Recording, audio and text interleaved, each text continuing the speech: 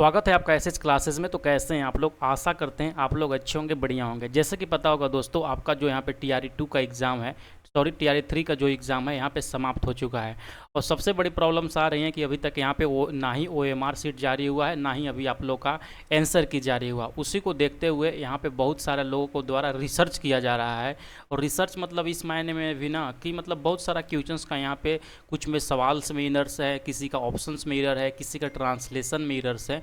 तो इसी के बारे में इस वीडियो में बात करेंगे। खास करके जो भी स्क्रीन पर आप नज़र आ रहे होंगे, ये जो टीआरई 3 का आपका एग्ज़ाम हुआ है, टीजीटी मैथ का ये पेपर है। किसका? टीजीटी मैथ का पेपर।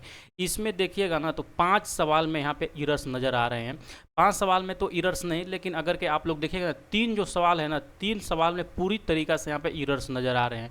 ठीक है, अगर के ये देखना अब इसमें है कि ये 3 सवालों में यहाँ पे बीपीएससी इसको हटाती है या इसमें 3 सवालों में सबको नंबर मिलता है, देखना यही है। तो यही इस वीडियो में देखेंगे कि आखिर वो 5 सवाल कौन कौन सा है जिसमें जो भी लोग बच्चे यहाँ पे एग्ज़ाम्स दिए हैं उनको कन्फ्यूजन बरकरार है। बाकी 3 सवाल कौन सा है कि जिसमें पूरी तरीक़ा से वहाँ पे गलत देखने को मिलते हैं। ठीक है, तो चलिए क्लास को यहाँ पे स्टार्ट करते हैं। जो भी टीजीटी मैथ से एग्जाम्स दिए होंगे अपने दोस्तों के पास ये वीडियो को शेयर कर दीजिए। ठीक है, अब देखिए पहला ही सवाल यहाँ पे स्क्रीन पर आपको नज़र आ रहा होगा। एक सवाल यहाँ पे पूछा गया था कि एक कोण और उसका पूरक कोण का योग का कोसाइन कितना होता है।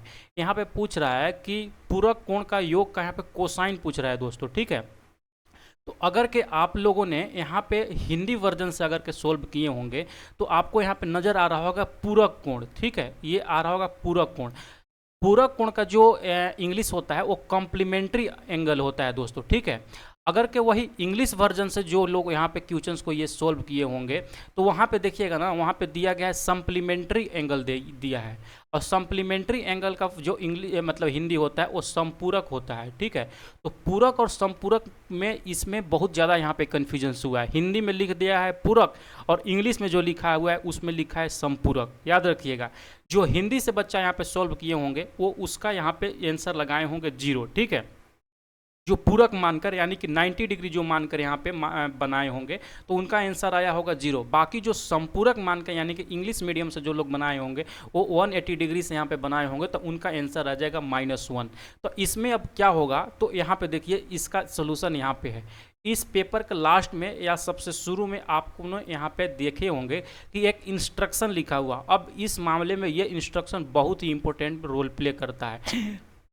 ठीक है, यहाँ पे देखिएगा दिया गया है कि यदि किसी प्रश्न में किसी प्रकार की त्रुटि मुद्रण या तथ्यात्मक प्रकार की त्रुटि हो तो प्रश्न के अंग्रेजी तथा हिंदी रूपांतरों में से अंग्रेजी रूपांतरण को मानक माना जाएगा। याद रखिएगा, यहाँ पे क्या लिखा गया है कि अगर के हिंदी और इंग्लिश में से कोई भी क्वेश्चन गलत होता है तो उसको वही सर्वमान्य माना जाएगा जो कि वहाँ पे इंग्लिश में लिखा होगा। ठीक है, यहाँ पे देखिए बीपीएससी ने पहले ही लिख दिया है और यही जो मैंने बताया ऊपर में यही यहाँ पे एरर्स देखने को है इस सवाल में।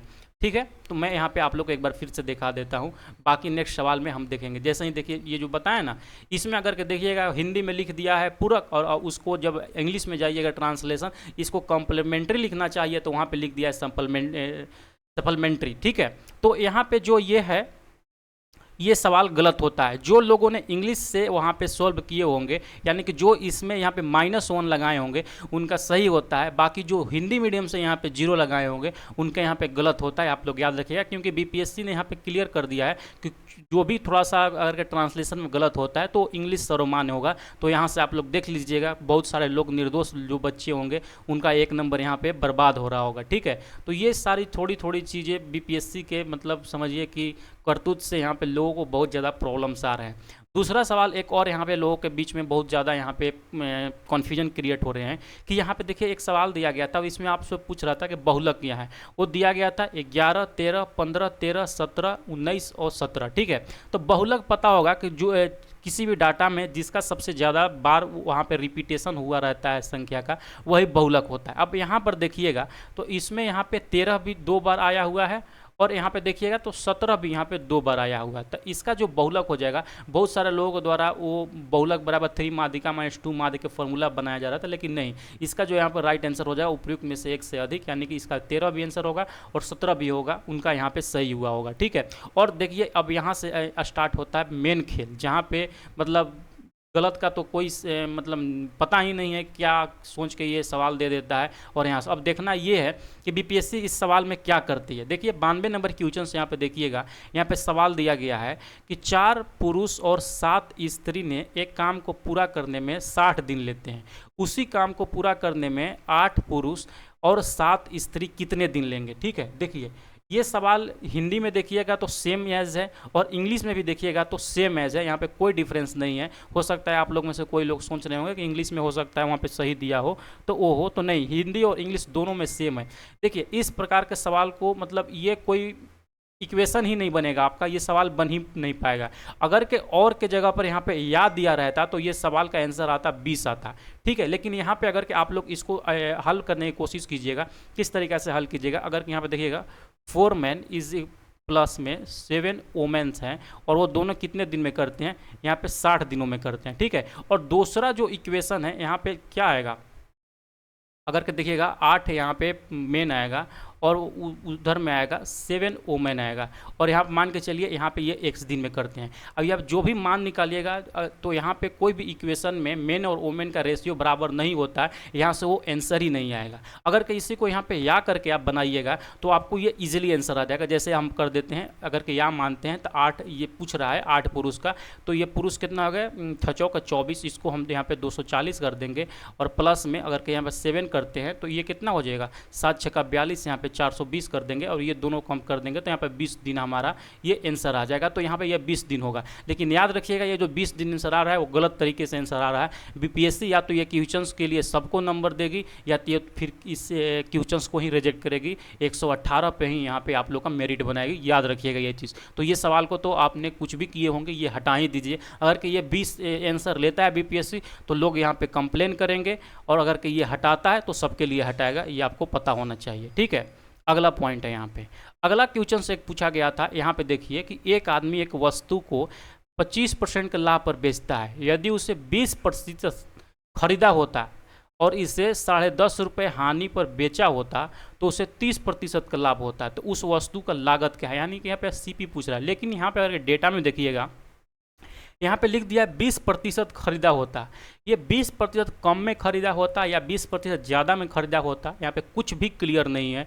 और यही सेम है जब आप इंग्लिश वर्जन में भी जाइएगा तो वहाँ पर भी यही चीज़ लिखा हुआ है। और जब से ये क्वेश्चंस में ये क्लियर नहीं होगा कि 20% कम में खरीदा है या 20% ज़्यादा में खरीदा है, ये सवाल बन ही नहीं सकता है।